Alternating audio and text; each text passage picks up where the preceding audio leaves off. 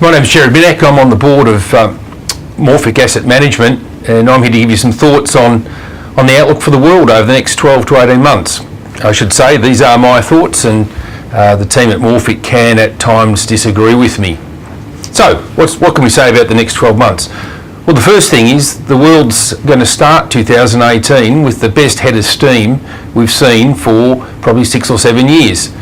Global growth in 2017 has been shaping up as the best year for global growth since 2010. Although if you look at my first slide, which shows global trade volumes and also corporate sentiment globally as measured by the so-called PMI or Purchasing Managers Index, yes, they're both at the strongest or highest level since 2010, but it's a fairly low hurdle. The world has been through 4 or 5 fairly mediocre growth years, so to say it's the best for 5 years is nice, but not as strong as what we saw through the last cycle. Nonetheless, better growth is feeding through to earnings. So my second point is corporate profits are up, and we've had a cracking year for global equities in 2017. My view is that we'll be able to maintain that momentum at least into the early part of 2018. It is worth noting, however, that what were expensive markets at the start of the year have got more expensive through the course of 2017. My second slide shows a global equity index, the MSCI All Country Index, and earnings for that index.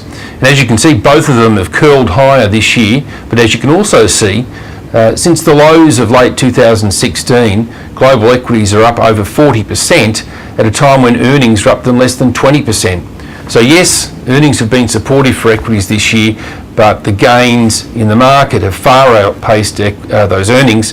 So as a result, we've seen expensive markets get more expensive. So far we've got a good global head of steam going to next year. We've got earnings responding. We've got markets getting more expensive. The third point I'd make about the outlook is I think we continue to see a reversal of one of the big trends that we'd seen since the GFC. The big trend we'd seen since the GFC in global equities was the outperformance of US markets versus other markets. Now my next slide just compares earnings in those two markets, the US and the rest of the world, and you can see this is an obvious reason why the US has been outperforming. US earnings have made new highs perpetually through this cycle since about 2011, whereas earnings outside the US continued to fall up until early 2016. From that starting point, as global growth has improved, there's been much more earnings upside potential outside the US. So what we're finally seeing is non-US markets outperforming the US market if you look at the performance in common currency terms, which is how most people tend to measure them.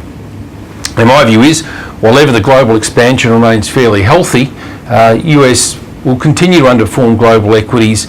I'd also have to say though that Aussie equities will probably underperform all the global equities. So the pecking order really is non-US markets, the US market, then the Aussie market. The final point is, are there any clouds on the horizon? Well, there are risks obviously. Some of them are in a sense hard to measure. I have no particular edge on what's going on in places like North Korea or the Middle East. And the way markets typically treat these political issues is they ignore them until it's the only thing that matters. I don't know if we're going to get to that point on those two particular issues over the next 12 months. In terms of the risks that we can say something sensible about, the most obvious is, in a sense, the usual suspect, a policymaker error. Now, in that sense, the main focus should be on the US, where their central bank, the Federal Reserve, is far further progressed in tightening monetary policy than central banks elsewhere in the world. Now, I don't think the Fed will make a mistake in 2018, but I think there's a risk that it'll make a mistake in 2019, and that may be something that starts to weigh on markets in the back half of next year. The key to the risk is simply that the Fed tightens monetary policy too far, and this all revolves around an issue of what's tight money policy. Now, many people, myself included, think that rates don't need to go very high in this cycle to start to impact growth. My own view, for what it's worth, is that anything in the US over 2.5% to 3% on their policy rate becomes an issue for growth. Now, if you look at my final slide, which shows the outlook for interest rates, you'll see some square dots there. Now these are the Fed's own forecasts for their interest rate. And what they're telling us is that they think they will push their interest rate towards 3% some stage in 2019 and 20. In other words, if the Fed delivers on its forecasts, I think that could become a real issue for financial markets in the second half of next year. So in summary, global growth looks good, corporate earnings are responding, while the expansion looks healthy. I think US equities underperform. I think there are better opportunities in emerging markets in Europe. And finally, if you're very far-sighted, you can see some clouds on the horizon emanating from monetary policy makers, and that could be the big story this time next year. Anyway, thanks for listening. I hope you have a good day with the Morphic team. Cheers.